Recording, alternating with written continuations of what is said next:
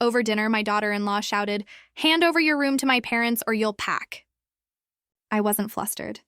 I bought the house directly opposite and waved from my office window. They utterly fainted. Can you imagine being told by your own daughter-in-law, either give your room to my parents or pack your things and leave? I didn't argue. I just left. But what she didn't know was I was about to buy the house directly across the street. To watch her every single move. The silence at that dinner was heavy, you know? Not the comfortable kind, but the kind where everyone's choosing not to speak, even though there's a mountain of unsaid things. I noticed it the second I walked into the house on Oak Street that cold February evening. Gertrude, my daughter-in-law, had her back to me, moving around the kitchen and dining table with this almost theatrical focus, setting 6 places. 6. I remember counting them twice. "Evening, Gertrude," I said. She just adjusted a fork, straightened a napkin. Her shoulders tensed, but she didn't even turn around. I hung my coat and walked into the dining room. Dwayne, my son, was already there, staring at his empty plate like it held all the secrets of the universe. He looked up, gave me half a smile, then his gaze dropped again. "Dwayne," I said, pulling out the chair across from him. "Hey, Dad?" His voice was barely a whisper. Gertrude swept past me, carrying a serving bowl, close enough that I caught a whiff of her perfume, but far enough to make the distance feel intentional. She set the bowl down with a thud. "Dinner's almost ready," she announced to the room. Not to me, you understand. To the room.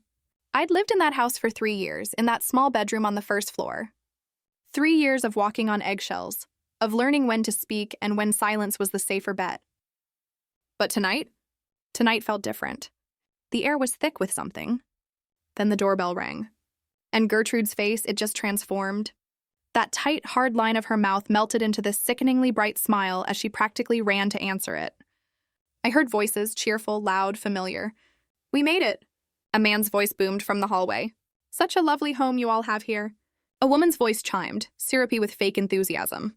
Clarence and Dorothy Webster, Gertrude's parents, appeared in the dining room doorway, pulling wheeled suitcases behind them. My jaw must have almost hit the floor. I hadn't had a single clue they were coming. Clarence, broad-shouldered with thinning hair, had that confident posture of someone who expects to be welcomed. Dorothy, just as loud, if not as big, already had her arms out for Gertrude. "Hope you don't mind us dropping in," Clarence said, clapping his hands together. Gertrude said it wouldn't be a problem for a couple weeks. A couple weeks? I glanced at Dwayne. He was practically dissecting his plate now, as if the china pattern held the answers to questions he was too scared to ask. "Of course not, Daddy," Gertrude gushed, kissing her father's cheek, then her mother's. "We're so happy to have you." Dorothy settled into a chair, smoothing her dress. The Hendersons' guest room was just impossible. "That mattress, Clarence, remember?" "Terrible," Clarence agreed, then proceeded to take the head of the table. "The seat Dwayne usually occupied." Dwayne didn't say a word. "We told them we'd find other arrangements," Dorothy chirped. "Other arrangements?" I watched Gertrude move around the table, serving her parents first, then Dwayne, then herself. My plate still empty. "Irving, pass the potatoes," she said, without even looking at me. I hadn't taken any yet. The bowl was sitting right there, in her reach. We ate in fractured conversation. Clarence held court, droning on about their bridge club and some dispute with their homeowners association. Dorothy punctuated his stories with breathless affirmations. Gertrude laughed on cue, asked all the right follow-up questions, played the role of the attentive daughter perfectly. Dwayne and I were just spectators. I finished the food on my plate, though I couldn't tell you what it tasted like. The tension in my chest made every swallow a struggle. Then Gertrude stood up abruptly, her chair scraping against the floor. She crossed her arms, and for the first time all evening, she faced me directly. "Irving, my parents need a proper bedroom." Her voice was sharp, an announcement, not a request. "That room on the first floor is perfect for them." The room on the first floor. My room. "Gertrude, that's where I live," I said, keeping my voice as level as I possibly could. "Where would I—" "Either give my parents your room or pack your things." The words sliced through the remaining dinner conversation. Clarence shifted in his chair. Dorothy looked at her daughter with something that looked suspiciously like pride. Dwayne's fork halfway to his mouth stopped dead. "Son," I turned to him. Dwayne set his fork down with careful, deliberate precision. His eyes met mine for a fraction of a second before darting away. "Maybe we can figure something out," he mumbled. We already figured it out. Gertrude's voice rose shrill now. My parents need that room. It has its own bathroom. It's on the first floor. Mother's knees, Irving, she can't be climbing stairs all day. There's a guest room upstairs, I countered, with a bathroom down the hall. Gertrude slammed her palm on the table. Silverware jumped. My parents are not going to shuffle through the hallway in their night clothes. They deserve better than that. I looked at Dwayne again. My son, whom I'd raised, who I'd helped in ways Gertrude didn't even know about. He was examining his hands now, turning them over as if he was seeing them for the very first time. Dwayne, I said his name quietly. He opened his mouth, closed it, swallowed. Gertrude filled the silence. This is my house too, Irving. Actually, it's more mine than... She caught herself, but the implication hung heavy in the air between us. I stood. The scrape of my chair was the loudest sound in the sudden quiet that followed. I see, I said. Excuse me? My legs carried me steady and sure down the hallway to my room. Behind me, I heard Gertrude's voice ring out with unmistakable triumph. Finally, some cooperation. I closed the door behind me and stood in the center of that small space. My room, it held my life in miniature, really. A bed, a dresser, my favorite reading chair by the window, books stacked on the nightstand, a framed photograph of Maria, my late wife, on the dresser. Gone 5 years now? My heart ached a little, but my resolve hardened. I opened the closet and pulled down my old suitcase. The leather was worn soft from years of business travel. Back when I'd been a financial consultant. Back when I'd had my own home, my own space, my own life. I laid the suitcase on the bed and began to pack. Not frantically, not with anger or hurt clouding my movements. No, each item I folded with precise care. Shirts, pants, socks rolled into neat pairs. I organized my toiletries, wrapped my razor, secured the caps on my cologne and medication. I was calm. Dangerously calm. Through the door, I could hear them. The Websters' voices drifted down the hallway, cheerful and completely oblivious. This room will be perfect, Clarence. Dorothy's voice came through clearly. Much better than that awful guest room at the Hendersons. Gertie always takes care of us, Clarence replied. I paused, a sweater in my hands. Something cold and clear settled in my chest. Not anger. Anger burns hot and fast, consumes itself in flames. This was different. This was ice forming over deep water, solid, unbreakable, something useful. I continued packing. The suitcase clicked shut. I sat on the edge of the bed, my hand still resting on the handle. The sounds of their celebration filtered through the door. Laughter, footsteps, the dragging of furniture being mentally rearranged. My room, already theirs. I don't know how long I sat there. Long enough for the light through the window to deepen from gray to charcoal. Long enough for their voices outside my door to fade into distant murmurs. Long enough for memories to surface, one after another, with the clarity of photographs developing in solution. 4 years ago, almost exactly 4 years, I remembered Dwayne's face when he'd called me, the tremble in his voice as he explained about the foreclosure notice. The bank had started proceedings. They were going to lose the house. Gertrude was hysterical. He'd said he didn't know what to do. I'd driven over that same evening, sat at this very dining table while Dwayne spread the paperwork in front of me, documents stamped with deadlines and legal terminology. $180,000. That's what it would take to clear the mortgage completely. I can't ask you to do this, Dad, Dwayne had said, but his eyes held such desperate hope. I'd written the check the next morning, driven it to the bank myself, watched the balance transfer from my account to theirs, erasing years of missed payments and accumulated debt in a single transaction. Dwayne had cried, actually cried, standing in the bank parking lot, gripping my shoulder. I'll pay you back. I swear, Dad, every penny. I'd told him not to worry about it. Family helped family. But there had been more, hadn't there? The memories came faster now. A cascade of dates and amounts my financial mind had cataloged automatically, even as I'd tried to frame them as gifts rather than debts. $15,000 for their wedding. Gertrude had wanted the reception at that resort in Sedona, the one with the Red Rock views and the premium bar service. Dwayne's salary couldn't stretch to cover it. I'd covered it. $8,000 for Gertrude's car when the transmission died on her old sedan.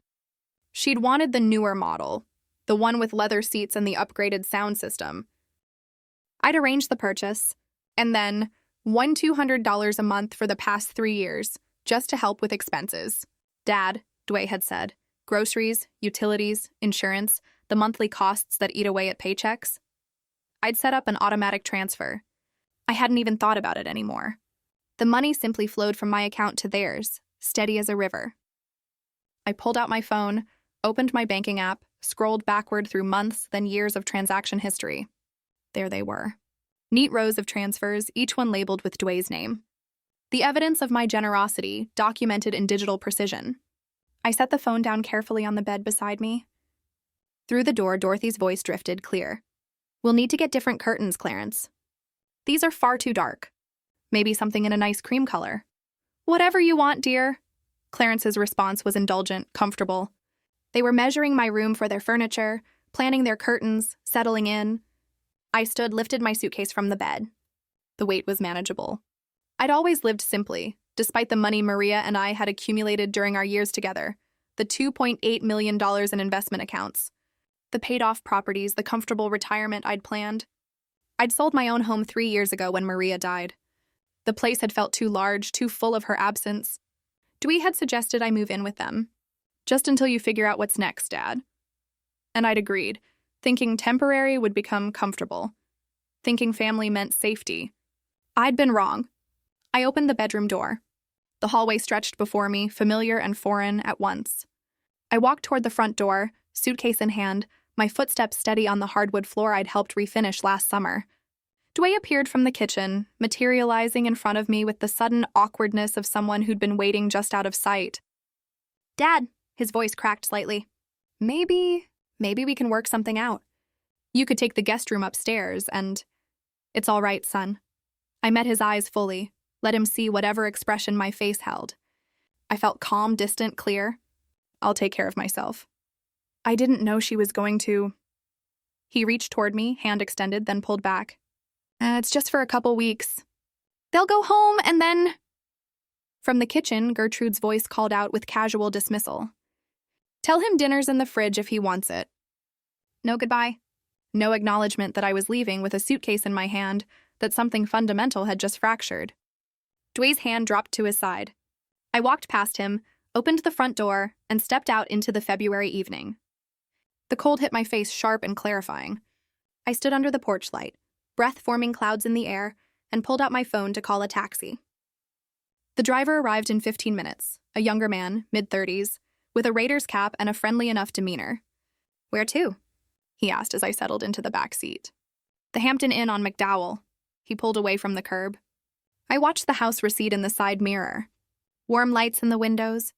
The home I'd helped save. The family I'd supported. "Moving out?" the driver asked, eyes flicking to me in the rearview mirror. "Yes. Rough day," he concluded. I considered the question enlightening. He didn't push for more details, and I was grateful. We drove in silence through streets I knew well. Past the park where I'd pushed Dway on swings 30 years ago. Past the corner store where Maria and I used to buy Sunday papers. The Hampton Inn lobby was generic in its comfort. Neutral carpet, bland artwork, the kind of space designed to be inoffensive. I checked in quickly, took the key card from the clerk, who also didn't ask questions, and rode the elevator to the 3rd floor. The room was clean and impersonal. Standard hotel setup, a bed with a green comforter, a desk, a television mounted on the wall, a bathroom with miniature toiletries. I set my suitcase on the luggage rack and sat on the edge of the bed. The mirror across from me reflected my image. A 67-year-old man in slacks and a button-down shirt, still composed, still upright. I looked the same as I had this morning, but something had shifted beneath the surface. I thought about Dway's face as I'd walked past him. The guilt there, yes, but also the relief. Relief that I'd made it easy for him, that I'd left quietly, that he hadn't been forced to actually take a stand against his wife. I thought about Gertrude's triumphant voice.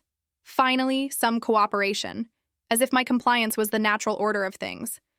As if I was an inconvenience to be managed, rather than the man who'd saved their home, funded their wedding, supported their lifestyle for years. I thought about the Websters, already discussing curtains in my room. Already comfortable in the space I'd occupied for 3 years. The hotel's air conditioning hummed, a steady white noise. I lay back on the bed, still fully dressed, hands folded on my chest. The ceiling was textured with those small bumps hotels seem to favor. I studied them in the dim light from the bedside lamp. I gave them everything, I thought. The house, the wedding, the car, the monthly checks. And tonight, they gave me clarity. It was time to act. My phone showed 11:47 p.m. Somewhere across town, the Websters were settling into my former room, and Dway was lying beside Gertrude, probably staring at the ceiling much as I was. But where his thoughts circled with guilt and avoidance, mine had sharpened into focus. For the first time in 3 years, I felt free. The next morning, I ordered coffee from the lobby and spread my documents across the hotel desk. The room was quiet, except for the hum of the air conditioning and the occasional sound of footsteps in the hallway. I'd brought more than just clothing when I'd packed. 40 years as a financial consultant had taught me to keep my critical records organized and accessible. I spent that week doing what I do best: analyzing assets, calculating risk, planning strategy. My leather-bound notebook lay open beside my laptop. The same notebook I'd maintained since 1985. Pages of handwritten figures, account numbers, property addresses. I'd always preferred writing important numbers by hand. It forced careful attention, made them concrete rather than digital abstractions. First, I documented everything systematically. Retirement savings, $5,000 and $20,000 across 3 accounts. Investment portfolio, $890,000 in a diversified mix of stocks and bonds, carefully balanced for my age and risk tolerance. Certificates of deposit and treasury bonds, $340,000, safe and predictable. Then the properties, 2 rental units in Tempe, purchased 20 years ago when the market had dipped. I'd renovated both myself initially, replacing fixtures and flooring, learning plumbing and electrical work from manuals and patient contractors. Current combined value, $580,000. They generated $3,400 monthly, almost without effort on my part. Good tenants, stable income. Liquid cash and checking and savings, $470,000. I wrote the total at the bottom of the page. Circled it twice. $2,800,000. My pension added $4,200 monthly. Combined with rental income, I cleared $7,600 every month without touching principal. I sat back, pen still in hand, and studied the figures. 40 years of careful investing, 40 years of building security. Maria and I had been prudent, strategic. We'd retired comfortably, traveled modestly, lived well without extravagance. And Dway had assumed I was just another old man living on Social Security, grateful for a room in his house. My phone buzzed. Dway's name appeared on the screen. I watched it vibrate against the wooden desk. Let it go to voicemail. A minute later, the notification appeared. I played it on speaker while I continued working. Dad, His voice wavered. Look, Gertie was stressed about her parents. Maybe we overreacted. Call me back. I deleted it without responding. 3 days into my stay, I drove to Tempe. The route was familiar. 30 minutes through Phoenix traffic, past strip malls and residential neighborhoods, into the area where my properties stood on adjacent lots. The first tenant, Marcus, was washing his car in the driveway when I arrived. He straightened when he saw me, smiled with genuine warmth. Mr. Hill! He set down the sponge. Haven't seen you in months. Everything okay? Just checking in. I walked closer, examining the exterior paint, the condition of the roof. How's the water heater? Perfect since you replaced it last year. Marcus wiped his hands on his jeans. You didn't need to drive all the way out here. I would have called if anything was wrong. I know. Wanted to see the place anyway. I inspected both units thoroughly, walking through the interiors with my tenant's permission, checking faucets and window seals, testing light switches. The properties were solid, well-maintained, requiring minimal management and generating steady income. Back at the hotel that evening, I sat at the desk with my calculator running scenarios. What I could liquidate quickly if needed, what should remain invested, what I could afford for my plan. The clarity I'd felt lying in bed that first night sharpened with each passing day. I created a spreadsheet, something I hadn't needed to do in years, but the skill returned easily. Every dollar I'd given Dway and Gertrude documented with dates and purposes. The $180,000 mortgage payoff, the $15,000 wedding, the $8,000 car, 36 monthly payments of $200 over 3 years, $43,200 total. Grand total, $246,200, $250,000 given freely to family I trusted. To a son who'd sat silent while his wife demanded I leave. To a daughter-in-law who told me to pack my things with triumph in her voice. I closed my laptop and stared out the window. The parking lot stretched below, cars arranged in neat rows under streetlights. Ordinary people living ordinary lives, probably unaware that somewhere among them sat a man planning elegant revenge. On Thursday afternoon, the bank called me back. Mr. Hill, The representative's voice was professional, slightly concerned. I've reviewed your request. Moving this amount of cash will take a few days. Is everything all right? Everything is fine. I kept my voice steady, pleasant. I'm making an investment. How quickly can you process it? 3 to 5 business days for the full amount. May I ask what type of investment? Real estate. Ah, relief colored her tone. Real estate was respectable, sensible. We can expedite if needed. You've been a valued client for many years. I appreciate that. A standard timeline is acceptable. By week's end, I sat in the hotel room with a legal pad filled with notes. Not angry scribbles, but calm, strategic planning. Lists of requirements, calculations of costs, timelines for execution. I'd learned something important during those 7 days. The anger I'd felt that first night, the cold clarity, had matured into something more refined, more useful. I didn't want to hurt them. I wanted them to see, to understand what they'd thrown away, to recognize their mistake with absolute, unavoidable precision. The first step crystallized. Show them I wasn't a helpless old man they could discard. Show them I had resources they'd never imagined. Show them consequences. I stood at the window looking out toward the direction of Oak Street, though I couldn't see it from here. Somewhere across the city, in the house I'd saved from foreclosure, Gertrude's parents were sleeping in my former room. Dwayne was lying beside his wife, probably feeling guilty, but doing nothing about it. I turned back to the desk, picked up my notebook, reviewed the circled figure one final time. The house across from theirs had been for sale for 3 weeks. I'd noticed the sign during my years living there, watching it weather through rain and sun, waiting for the right buyer. I knew exactly where to begin. I checked out of the Hampton Inn the next morning and drove the familiar route to Arcadia. The neighborhood looked the same as it always had. Mature trees lining the streets, houses set back from the road with front yards landscaped in desert plants and decorative rock. I knew every turn, every cross street. Oak Street appeared ahead. I slowed, letting a pickup truck pass, then continued at a casual pace. Dwayne's house sat on the left side of the street. Gertrude's white sedan visible in the driveway, lights on in the kitchen. Someone was home. I didn't stop, didn't falter, just maintained steady speed like any other driver passing through. But I saw it directly across from their house. The wooden sign with burgundy lettering. For sale, Sonoran Realty. I'd noticed that sign before in passing during the years I'd lived here. Never paid it particular attention. Now it seemed to glow with possibility. I parked 3 houses down, pulled out my phone, and photographed the sign. Zoomed in on the phone number, entered it into my contacts immediately. Through my windshield, I could see both houses. Dwayne's on the left, the house I'd saved. The house where I'd lived in a small first-floor room. Where I'd eaten dinners at that table. Where I'd been discarded like outdated furniture. The house across the street on the right. Larger, 2 stories, 1960s construction with a broad front porch and mature landscaping that needed trimming. Paint fading slightly on the window frames. Structurally solid but cosmetically neglected. The distance between them? Maybe 30 yards. I dialed the number. Sonoran Realty, how may I help you? A woman's voice, pleasant and professional. I'm interested in the property on Oak Street. Is it still available? Yes, sir. Let me connect you with Margaret Collins, the listing agent. A brief pause, then a different voice. This is Margaret. Miss Collins, my name is Irving Hill. I'm interested in viewing the Oak Street property. Is it still on the market? It is. She sounded genuinely pleased. Are you available this afternoon? I can meet you there at 2. 2 works perfectly. I spent the intervening hours at a coffee shop on Camelback Road, reviewing property records on my phone.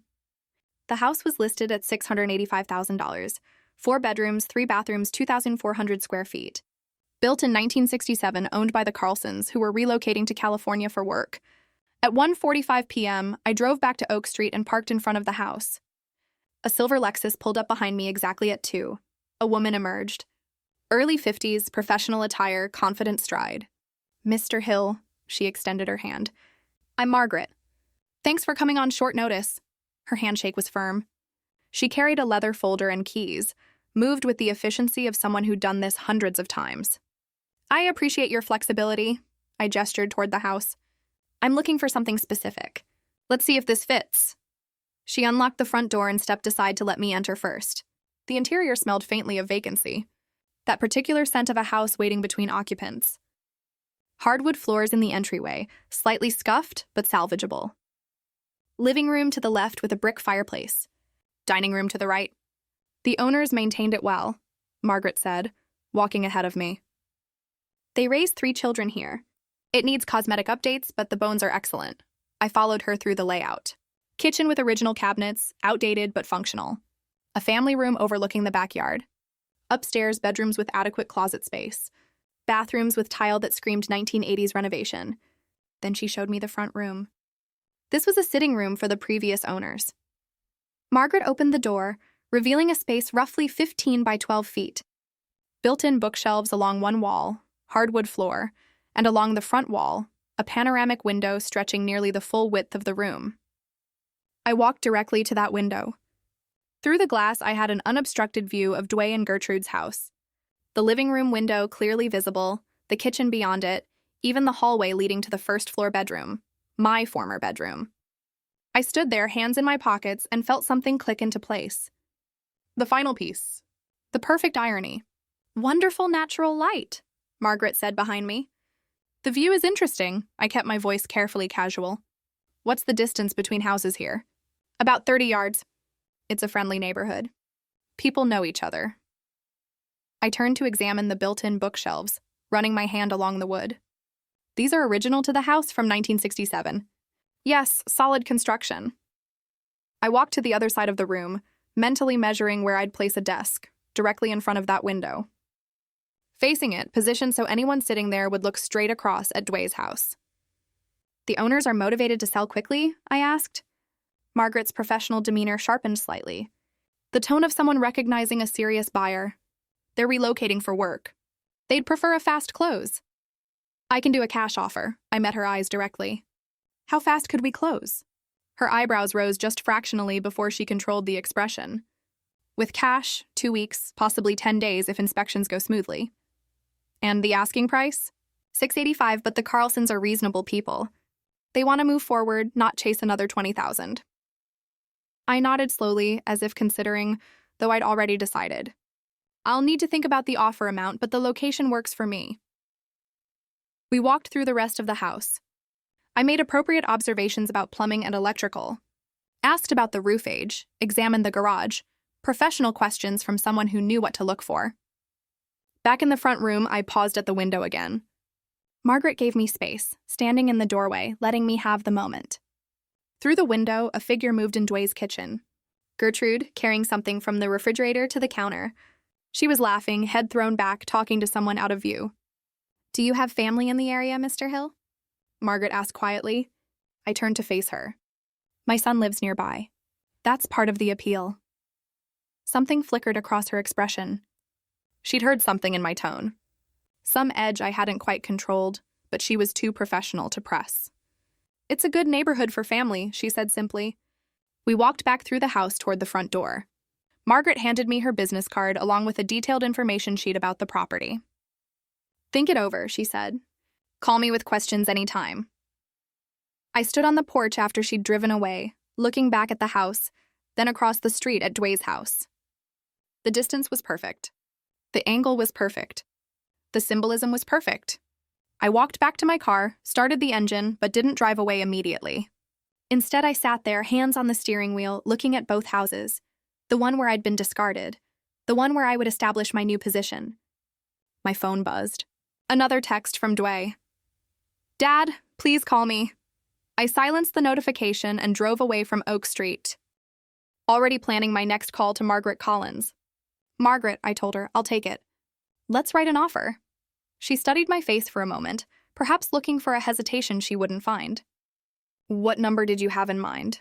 $650,000 cash, 10-day close. Her eyebrows rose. That's $35,000 below asking. And it's cash with minimal contingencies. The Carlsons want to move forward. So do I. We met at her office the next morning. The space was professional, glass desk, abstract art on cream walls, the faint scent of vanilla from a diffuser. Margaret spread the purchase agreement across the desk, walking me through each section with practiced efficiency. I signed where she indicated, my hand steady on the pen. When I wrote the check for earnest money, $50,000, Margaret watched without comment, but I saw her register the ease of it. No hesitation, no phone call to verify funds, just a number written in my careful script. "I'll submit this immediately," she said. Given their timeline, I expect to hear back quickly. She called 3 hours later. I was reviewing investment statements in my hotel room when my phone rang. "Mr. Hill." Her voice carried genuine excitement. "They accepted. Full price 10-day close? I've rarely seen sellers this motivated." "Excellent," I set down my pen. "Send me the paperwork. I'll have my bank ready. I'll email everything within the hour." The process moved faster than even Margaret expected. The home inspection happened 2 days later.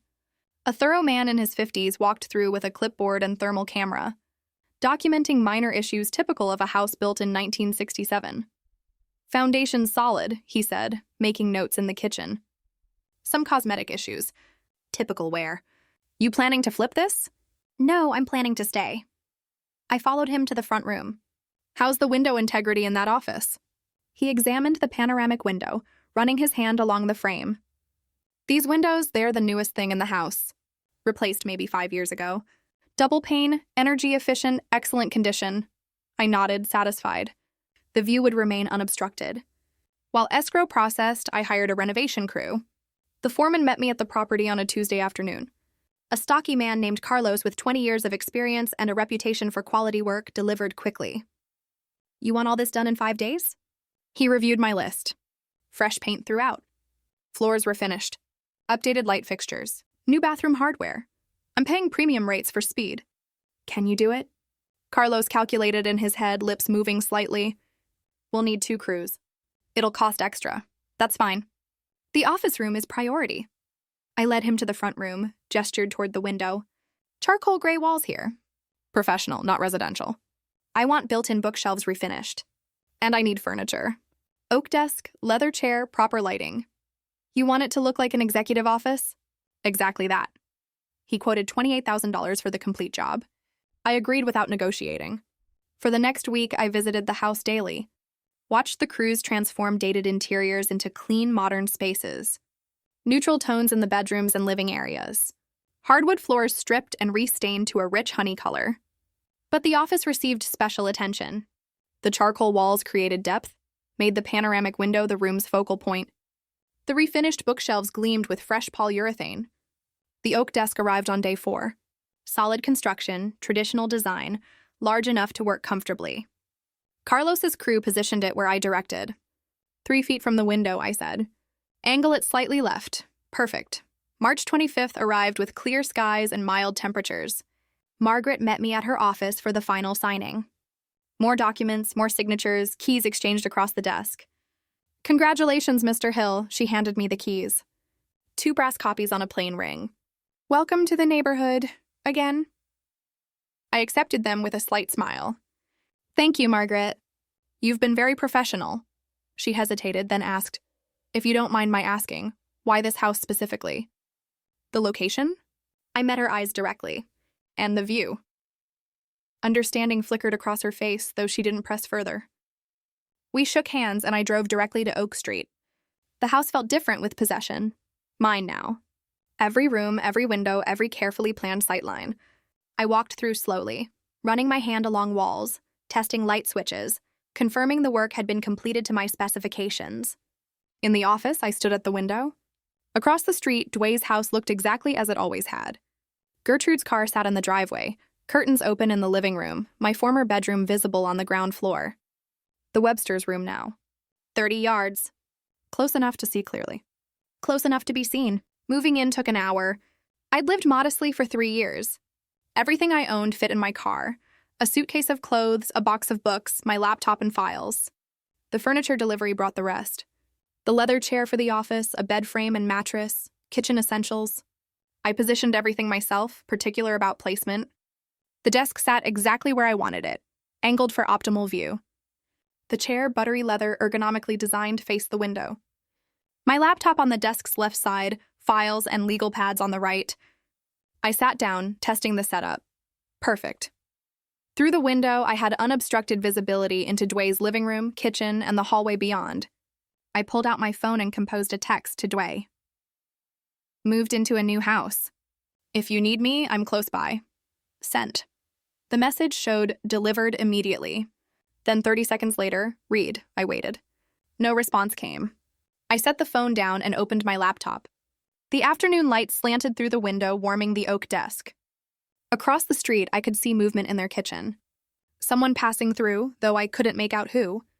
I opened a manila folder, began reviewing documents I'd organized during my hotel stay.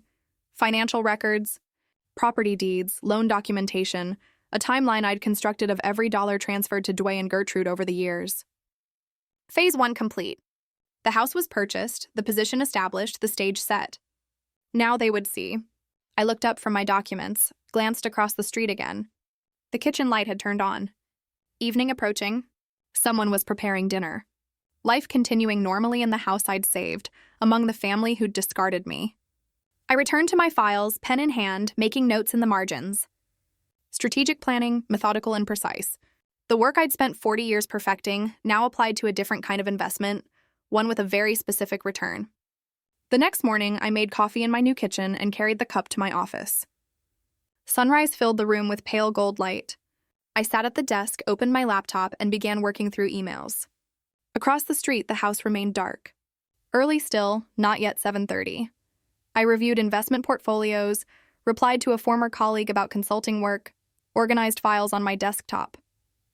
At 8:01, lights came on in their living room. I continued working, attention on my screen, but peripherally aware of movement across the street. Someone approaching their window. A figure in a bathrobe carrying something, Gertrude. Coffee cup raised halfway to her lips. She froze. I watched her recognize me. Saw the exact moment comprehension struck. The coffee cup stopped moving. Her body went rigid, shoulders pulling back. She stared directly at me through both windows, across 30 yards of morning air. I put down my pen, made deliberate eye contact, raised my hand in a slow, measured wave. Friendly, calm, absolutely in control. Gertrude jerked backward. Coffee sloshed from her cup. I could see the dark liquid arc through the air, splatter across her robe and the floor. Her mouth opened. She turned from the window, disappeared from view. Seconds later, Dwayne appeared, still in pajamas, hair disheveled. Gertrude pulled him to the window, pointing across the street. I could see her speaking rapidly, gesturing. Dwayne stared. His face registered confusion, then recognition, then something more complex. Uncertainty mixed with what might have been guilt. I waved again. Same measured gesture. Dwayne raised his hand automatically, an awkward half-wave, before Gertrude slapped his arm down. Even from 30 yards, I could see her fury. Head shaking, hands moving in sharp, angry gestures. I returned to my laptop. Resumed typing. Let them process. Let them react. My phone rang 15 minutes later. Dwayne's name on the screen. I rejected the call. Immediately after, a text appeared. Dad, what are you doing? I typed my response. Busy. Talk later. Sent. Through the window, I watched Dwayne look at his phone. Show the screen to Gertrude. Her reaction was visible even from here. Pacing, gesturing wildly. Phone clutched in one hand. I sipped my coffee and opened a financial spreadsheet. Throughout the morning, Gertrude returned to the window repeatedly. Each time I was there, working on my computer, reviewing documents, making notes. Each time she appeared, I acknowledged her with a brief wave or nod before returning to my work. Not hiding, not ashamed, completely present. Around 10, the Websters joined them at the window. Clarence's bulky frame. Dorothy beside him. All four of them staring across the street at me. A family conference, visible through glass. I finished an email, sent it, and waved at the entire group. Clarence stepped back from the window first, then Dorothy. But Gertrude remained, gripping the curtain, watching. Lunch came and went. I ate a sandwich at my desk. Worked through the afternoon. Occasionally, I'd look up to see Gertrude at her window. Sometimes alone, sometimes with Dwayne hovering behind her. The psychological impact was exactly what I'd calculated. My presence, constant, calm, inexplicable, created pressure. They couldn't ignore me, couldn't confront me without coming to terms with what my presence meant. I was no longer the dispossessed father, living in their small first-floor room, grateful for space in their house. I was a man with resources, with property, with position. And I was watching. Evening approached. I turned on my office light as shadows lengthened across the street. Their windows glowed warm. I could see them moving through rooms. Gertrude in the kitchen. Dwee passing through the hallway. The Websters settled in the living room. My phone remained silent. No calls, no texts. After that morning exchange, I pulled up a document I'd prepared. A detailed accounting of every financial transaction between myself and Dway. Dates, amounts, purposes. $246,200 itemized with the precision of an audit. Through the window, I saw Gertrude return to her station. She stood there, backlit by their interior lights, staring across the street at me. I looked up from my document, met her eyes across the distance. She didn't move, didn't wave, just watched.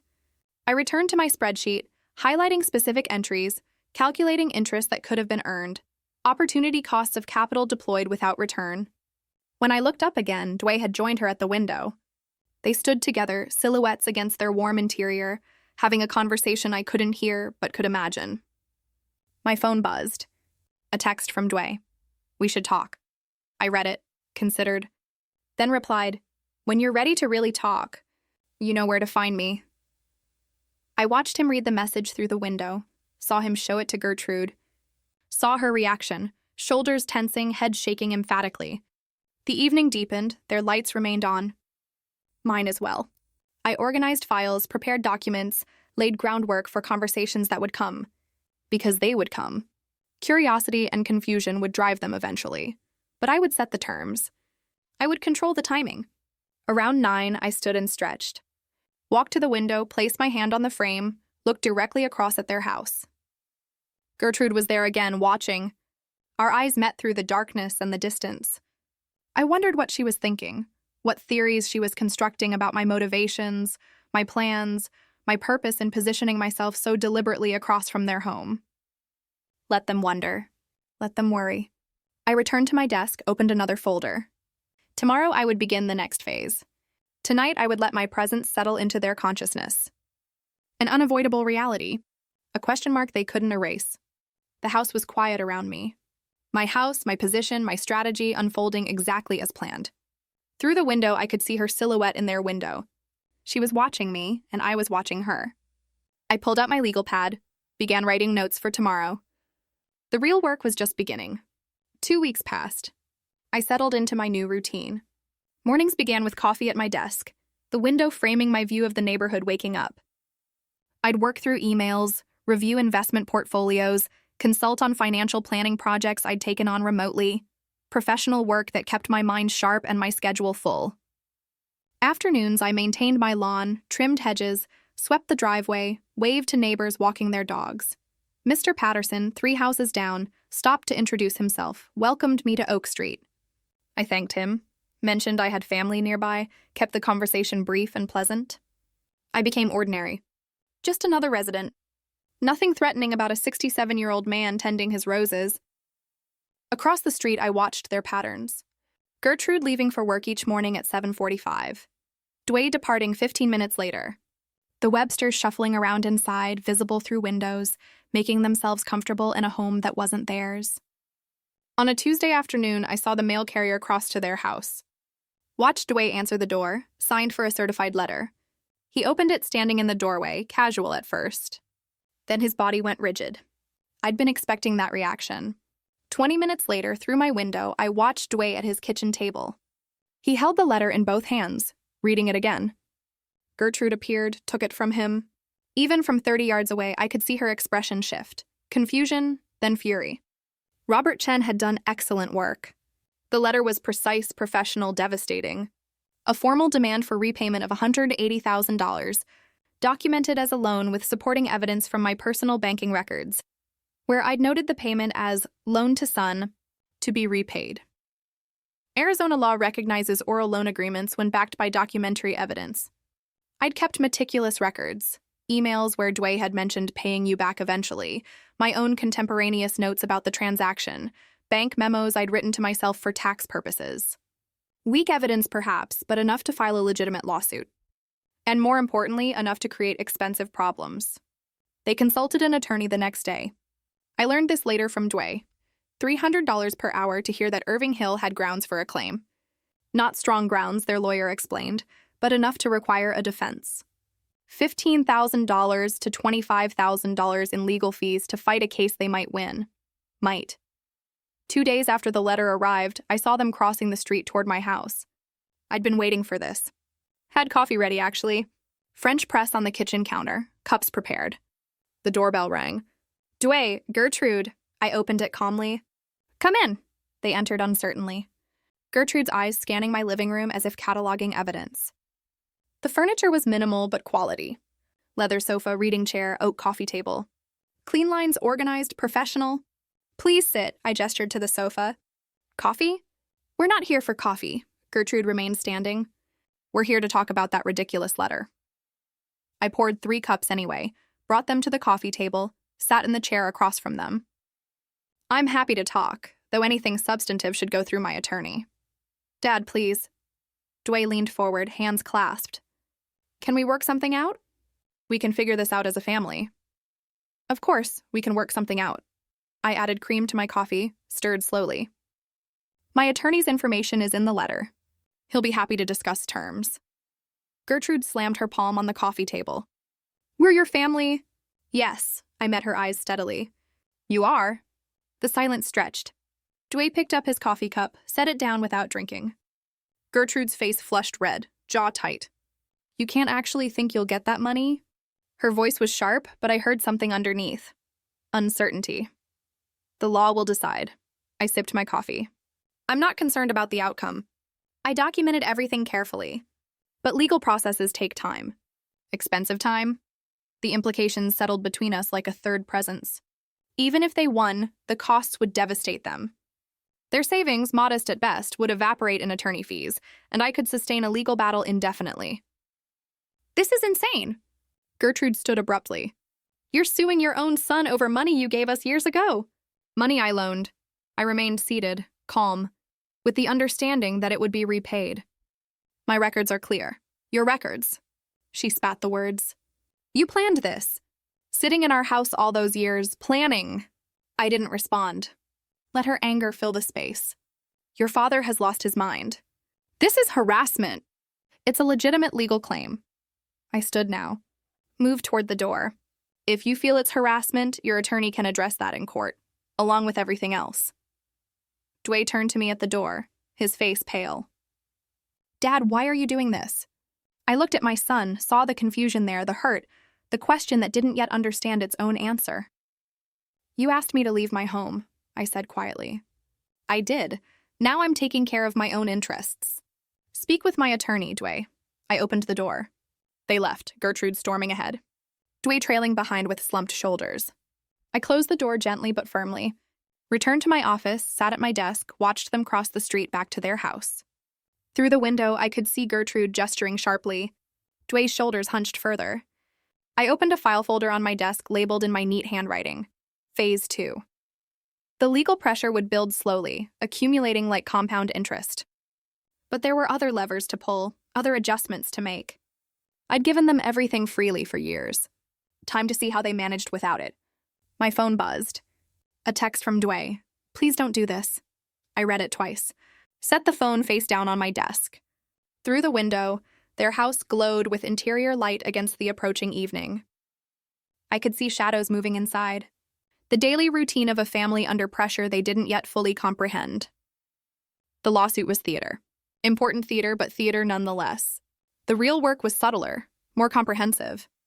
I pulled up my banking app on my laptop, navigated to scheduled transfers, found the monthly payment to Dway. $1,200 set to process automatically on the first of each month for the past 3 years. My finger hovered over the delete button. $43,200 I'd given them this way just to help with expenses, Dway had said when we set it up. Groceries, utilities, insurance, the small costs that accumulated. They'd stopped thinking of it as help. Started treating it as expected, part of the landscape of their finances, invisible as air. I clicked delete, confirmed the cancellation, the screen refreshed, no scheduled transfers. I closed the laptop and looked across the street again. The lights were on in every room now. The Websters visible in the living room, settled comfortably on the couch. Dway and Gertrude in the kitchen, still talking, arguing from their body language. A family under siege, beginning to feel the walls close in. I picked up my coffee cup, still warm. The evening stretched ahead, quiet and methodical. Tomorrow, they'd start to notice the other changes. the missing support they'd taken for granted, the financial gaps that had been filled invisibly for years. Let them count the costs. Let them do the math. Justice required patience and precision. The 1st of May arrived. I watched my banking app confirm what I already knew. No transfer to Dway's account. The scheduled payment I'd maintained for 36 months simply didn't process. Across the street, I imagined Dway at his kitchen table, surrounded by bills, calculator in hand, trying to make numbers align that suddenly refused to balance. I didn't have to imagine for long. 3 days later, early evening, I watched Dway move through his house with visible tension. He spoke to Clarence Webster in the living room, a conversation that looked tentative, careful. Clarence's response was expansive, dismissive. Dorothy joined them, animated, comfortable. The Websters had been staying for 4 months now. Their week or two had stretched into a permanent occupation. 2 additional mouths to feed, utilities climbing, water usage doubled. Gertrude's parents settling into my former room as if they'd purchased shares in the property. What had been inconvenient was becoming impossible. A week later, I saw Gertrude, in her driveway, phone pressed to her ear, pacing tight circles. Even from my office window, I could read the anger in her movements, sharp gestures, rigid posture. She ended the call abruptly, stood for a moment staring at her phone, then hurled it against the garage door. I learned later, much later, what had happened. A declined credit card at a restaurant. Gertrude had been meeting a colleague for lunch, reached for her wallet to pay, and watched the cashier run her card twice before apologizing quietly. Limit reached. The public humiliation. She'd called Dway in tears that became rage. "Your father has cut us off," she'd screamed. "Did you know he was sending money every month? Now he's stopped." The bills that had always been manageable suddenly weren't. One $200 monthly, a number that seemed modest in isolation, created a gap they felt immediately. Groceries bought on credit, gas purchases deferred, small luxuries eliminated. And looming over everything, the legal fees. The consultation had cost $900. A retainer would require $15,000. Money they didn't have.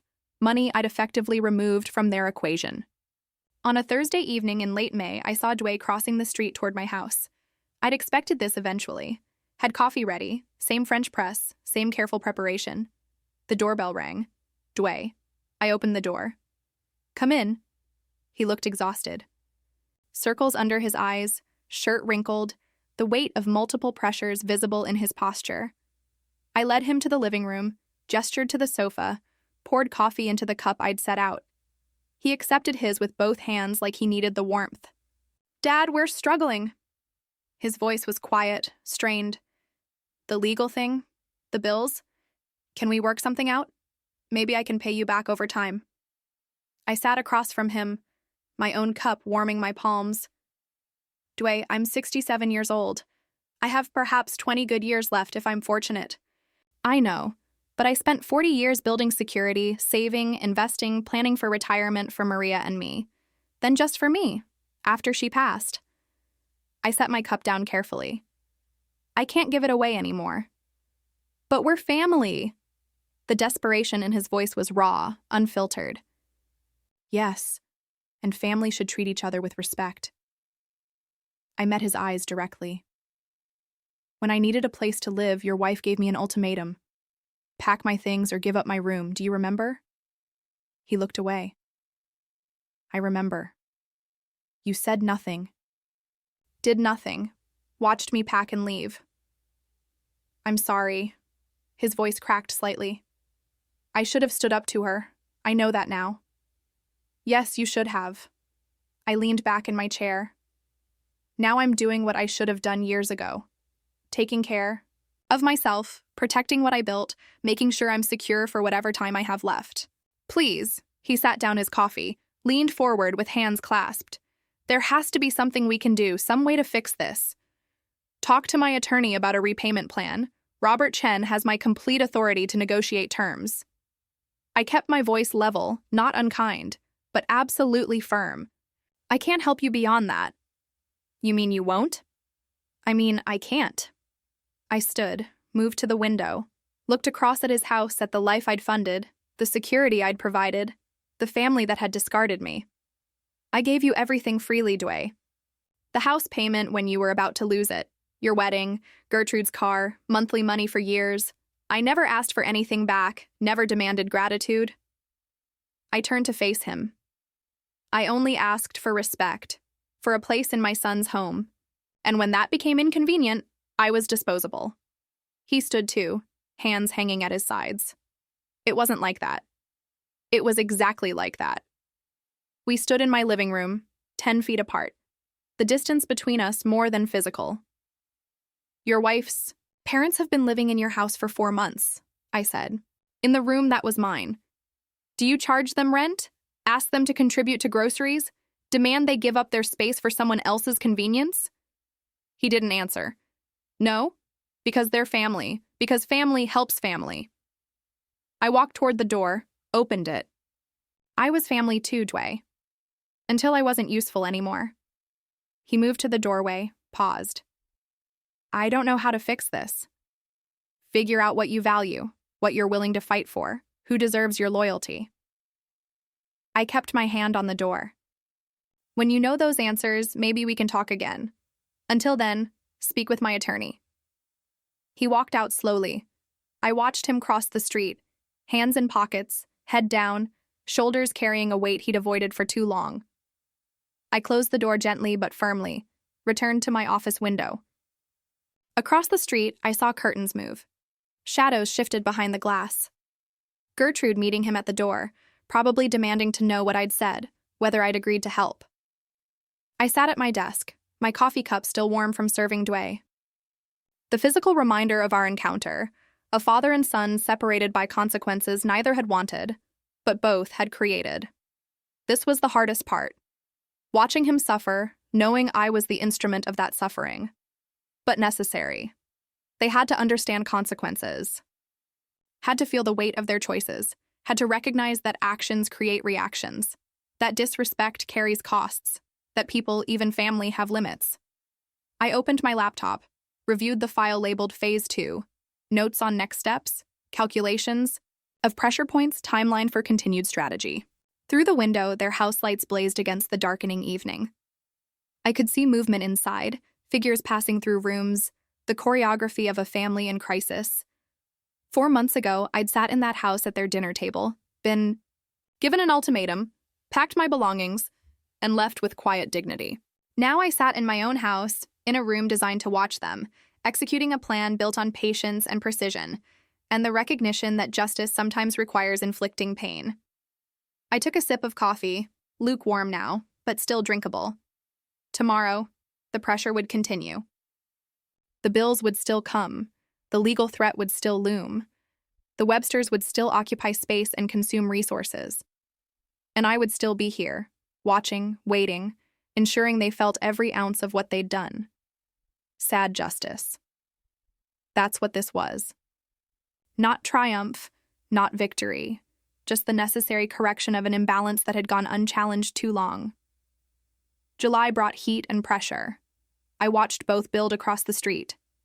The first visible crack appeared on a Thursday morning. I sat at my desk, working through emails when I saw Dway at his kitchen table, visible through both our windows. He stared at his computer screen for a long moment, then reached for his phone, typed something, set it down, picked it up again. His body language told the story before I knew the details. Shoulders hunched, hand running through his hair repeatedly. The posture of someone making a decision that hurt. I learned later he'd canceled their vacation. A week in San Diego they'd planned for mid-July. $6,000 already paid, non-refundable deposits. He'd stared at the cancellation button, breathed deeply, clicked, watched the confirmation email arrive. That evening, I saw Gertrude crying at their kitchen table, Dway beside her, not touching her, just sitting in the space between comfort and exhaustion. The car appeared in their driveway 2 days later. Gertrude's sedan, the newer one, the one with leather seats I'd helped them purchase years ago. A handmade for sale sign in the window, asking $18,000, though the car was worth $22,000. Desperation pricing. It sold within 48 hours.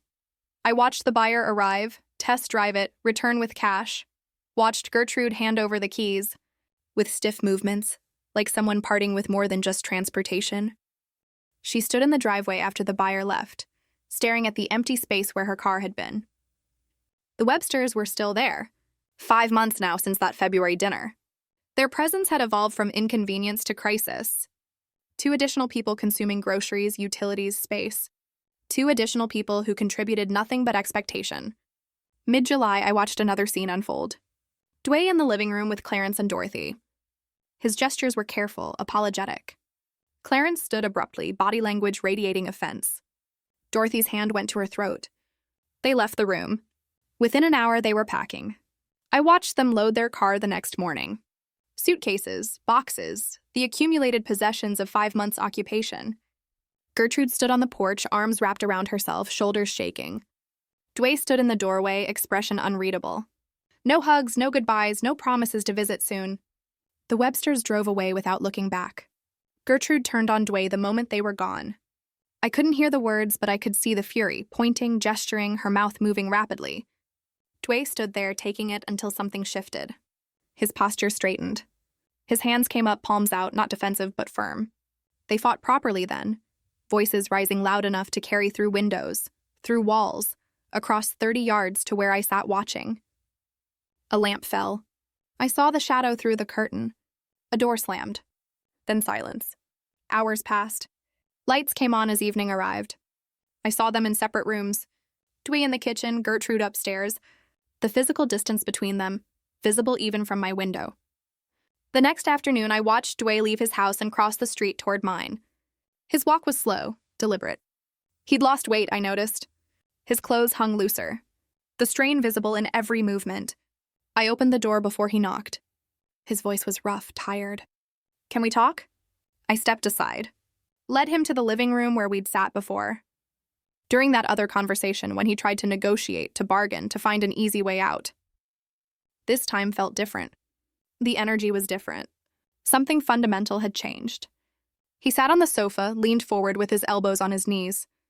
Hands clasped, looked at the floor for a long moment before speaking. "Dad, I'm sorry." The words came quietly but clearly. "I'm so sorry. I shouldn't have let her treat you that way. It was your house. You paid off our debt. You helped us constantly, and we pushed you out like you were nothing." I waited. Let him continue. "I've been weak." He looked up at me then, eyes red-rimmed but direct. "I let her control everything.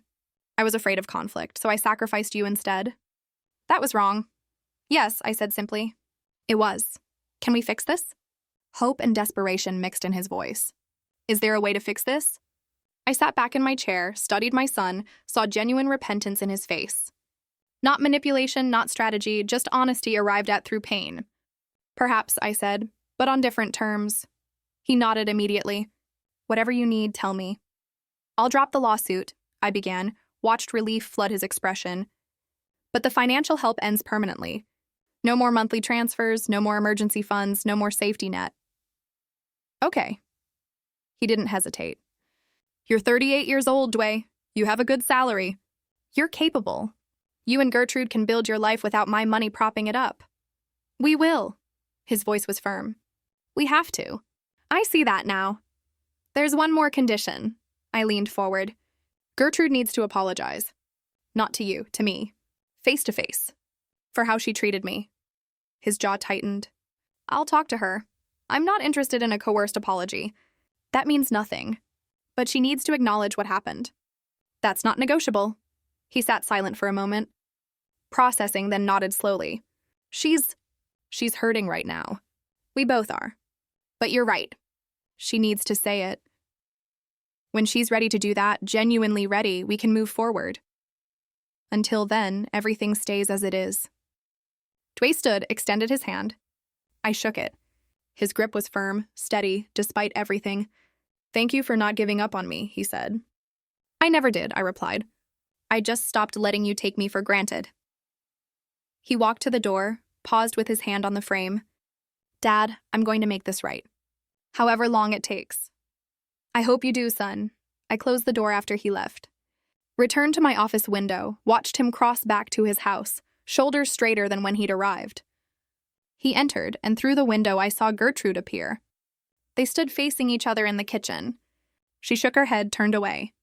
He followed, said something that made her stop. They were still talking when darkness fell and their curtains closed. I sat at my desk, my coffee cup still warmed from serving Dway.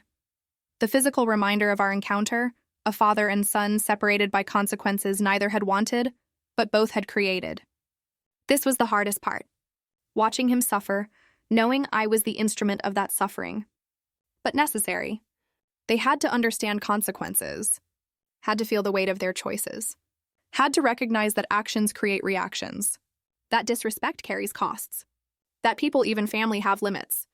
I opened my laptop, reviewed the file labeled Phase 2, notes on next steps, calculations of pressure points, timeline for continued strategy.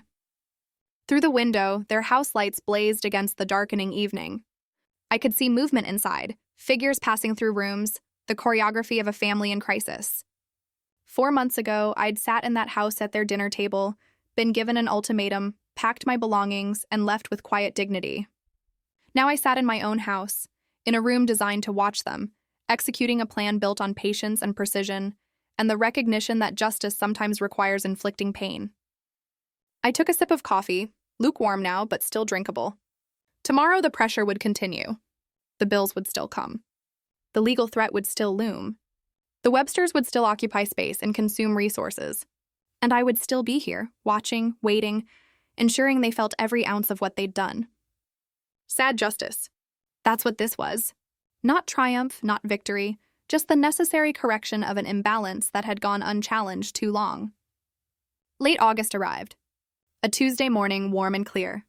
I was reviewing financial projections when I saw movement through my window. Dway and Gertrude leaving their house together, crossing the street toward mine.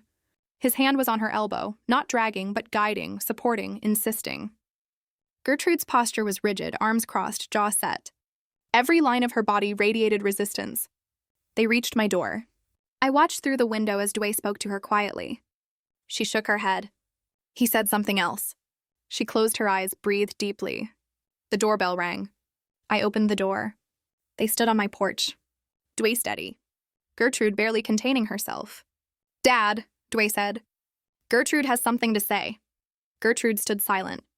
Her arms remained crossed, defensive. A long moment passed. I could see the internal battle playing across her face.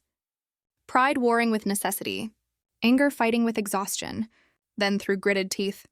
I'm sorry for how I treated you. It was wrong. The words were mechanical, forced, but they were present.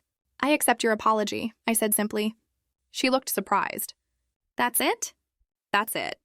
Come in, I stepped aside. They entered. Gertrude, looking around my house as if seeing it for the first time. The clean lines, the organized space, the evidence of a man who'd built something substantial without their knowledge or help. We sat in the living room. I picked up my phone from the coffee table. I'm calling my attorney now to drop the lawsuit. You'll receive confirmation within a day. Dway exhaled slowly. Thank you, Dad. I dialed Robert Chen, put the call on speaker. Robert Irving Hill, I need you to file dismissal papers for the Dway Hill matter today, please. Are you certain? Robert's voice was professional but curious. I'm certain. Email me the documents for signature. Will do. I'll have them filed by end of business. I ended the call, set the phone down. It's done, Dad, Dway began. But understand, I continued, my voice firm. Things are different now. I won't be providing financial help, not now. Not in the future.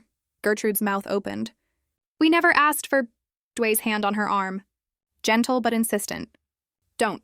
She stopped. Closed her mouth. After a pause, quieter. We understand. Good. I stood, signaling the conversation's end. You're both capable people. You can build your own life, a real life based on what you actually earn, not what you can extract from others. Dway stood too.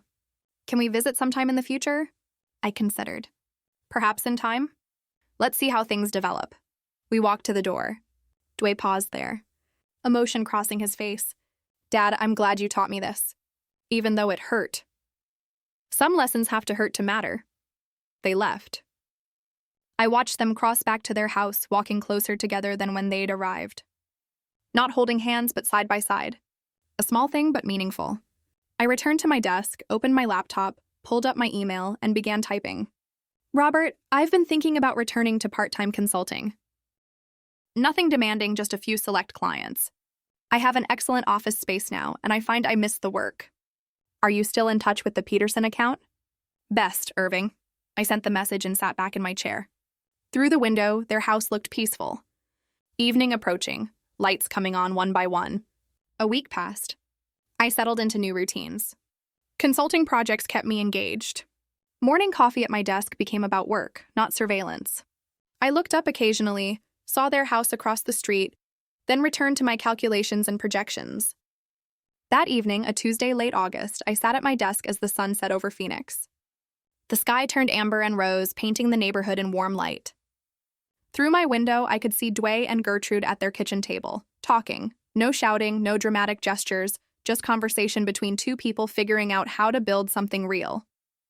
They looked smaller without my money propping them up, more vulnerable, more human. But they were still there, still together, still trying.